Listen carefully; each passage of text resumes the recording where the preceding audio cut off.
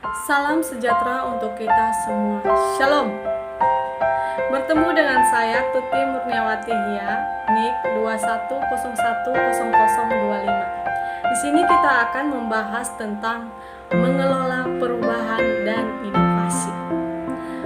Perubahan merupakan transformasi dari keadaan yang sekarang menuju keadaan yang diharapkan di masa yang akan datang. Perubahan dapat berupa pergantian orang, struktur, dan teknologi. Orang yang bertindak sebagai katalisator yang memikul tanggung jawab untuk mengelola proses perubahan disebut sebagai agen perubahan. Contoh agen perubahan itu apa sih? Contohnya ialah manajer dalam perusahaan. Tahukah kalian jika proses perubahan memiliki dua pandangan, yaitu yang pertama, kiasan lautan tenang, di mana perubahan dipandang sebagai gangguan sesekali dalam aliran peristiwa normal.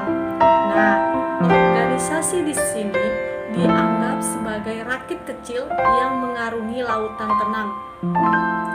Dalam kiasan lautan tenang ini ada 3 langkah, yaitu yang pertama, pencairan status quo atau unfreezing. Apa itu status quo? Itu adalah keadaan tetap sebagaimana sekarang atau sebelumnya, di mana di dalamnya meraih kesuksesan tentunya kita harus berani melangkah maju, sehingga status quo ini harus kita tinggalkan dan mulailah perubahan hidup yang baru. Yang kedua yaitu perubahan changing atau perubahan ini tentunya harus kita implementasikan perlahan-lahan agar menjadi suatu keterbiasaan dalam diri kita. Yang ketiga, pembekuan kembali. Setelah kita terbiasa dengan perubahan yang ada, maka kita harus menetapkan perubahan tersebut dalam suatu peraturan supaya tercipta situasi yang baru dan mendorong kemajuan diri ke depannya. Nah, contoh dari kiasan lautan ini apa sih? Contohnya ialah seseorang manajer yang ingin mengubah peraturan dilarang terlambat, di mana harus melakukan ketegasan terhadap peraturan tersebut.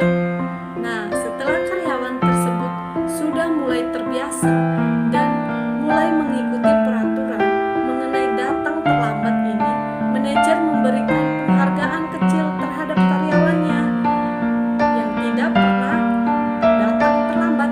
Nah, penghargaan kecil ini tentunya memotivasi karyawan lain untuk menaati peraturan baru mengenai tidak datang terlambat ini, sehingga peraturan ini menjadi keterbiasaan dalam perusahaan tersebut. Faktor-faktor yang kedua yaitu kiasan jerang liar. Membentak pandangan sebelumnya, fakta liar ini sangat tidak teratur dan berubah secara pesat dan cepat. Hari ini menyebabkan perubahan selalu ada setiap saat dan diperlukan penanganan dalam suatu proses yang berkesinambungan. Nah, contohnya apa? Contohnya itu industri berbasis teknologi, di mana setiap tahunnya pasti perubahan itu dituntut untuk melakukan perubahan sesuai dengan perkembangan ALFI yang saat ini berkembang sangat cepat dan pesat. Adapun faktor-faktor perubahan terbagi menjadi 2, yaitu internal dan eksternal. Eksternal yaitu yang pertama contohnya perubahan kebutuhan dan keinginan konsumen. Yang kedua, perubahan teknologi. Yang ketiga, peraturan pemerintah yang baru. Dan yang terakhir, perubahan situasi ekonomi.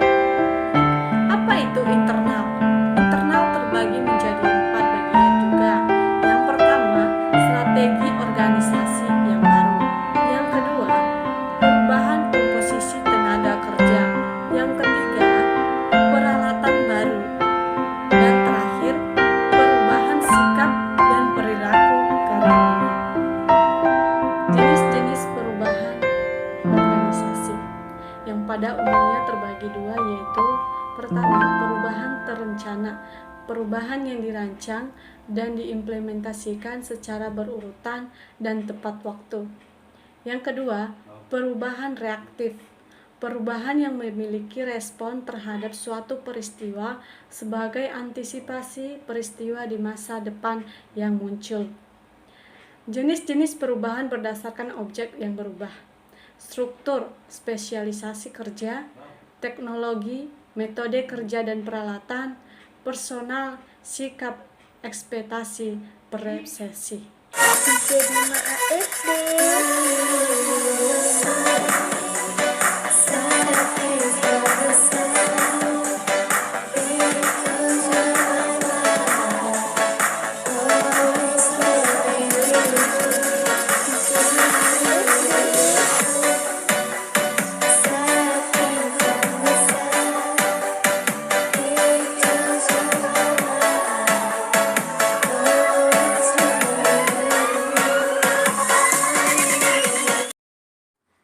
Lantas bagaimana mengatasi hal tersebut? Ada beberapa cara, yaitu yang pertama ialah edukasi dan komunikasi.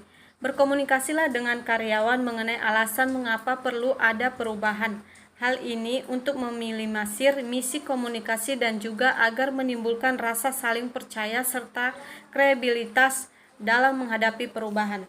Cara berikutnya ialah berpartisipasi dengan mengikutkan karyawan yang menentang perubahan untuk aktif berpartisipasi dalam pengambilan keputusan, sehingga keputusan perubahan dapat mencapai kualitas yang diinginkan. Cara berikutnya ialah fasilitas dan dukungan dengan melakukan bimbing suling terhadap karyawan untuk pelatihan keterampilan baru atau cuti dengan gaji tetap dibayarkan. Namun solusi ini tentu akan memakan waktu dan biaya sedikit banyak teman-teman. Cara berikutnya ialah memilih orang-orang yang menerima perubahan. Kelihatannya tega ya, tapi cara ini digunakan untuk mengeksekutifkan kinerja organisasi, di mana kita dituntut untuk memilih orang yang terbuka dan bisa beradaptasi terhadap perubahan seperti bersedia mengambil resiko. Cara yang terakhir, koersi, ialah gimana cara ini menggunakan ancaman atau paksaan. Isu terkini dalam perubahan ada 3, yaitu dapat mengubah budaya organisasi, dapat menangani stres karyawan, dan dapat membuat kemajuan yang sukses. Nah, dalam menetapkan perubahan tentunya dibutuhkan inovasi-inovasi di dalamnya, di mana menurut Robbins, inovasi adalah gagasan baru yang ditetapkan untuk memperkasai atau memperbaiki suatu produk, proses, dan jasa. Variabel mendorong terciptanya inovasi ialah yang pertama, variabel struktur organisasi, komunikasi antar individu.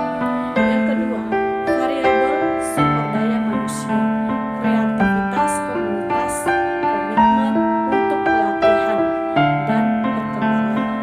Yang ketiga, variabel budaya, menerima ambiguitas, toleransi terhadap ketidakpastian. Demikian pembahasan tentang pengelolaan perubahan dan inovasi. Semoga bermanfaat buat semuanya, dan jangan lupa like, comment, subscribe, dan share kepada yang lain. Terima kasih. Dadah.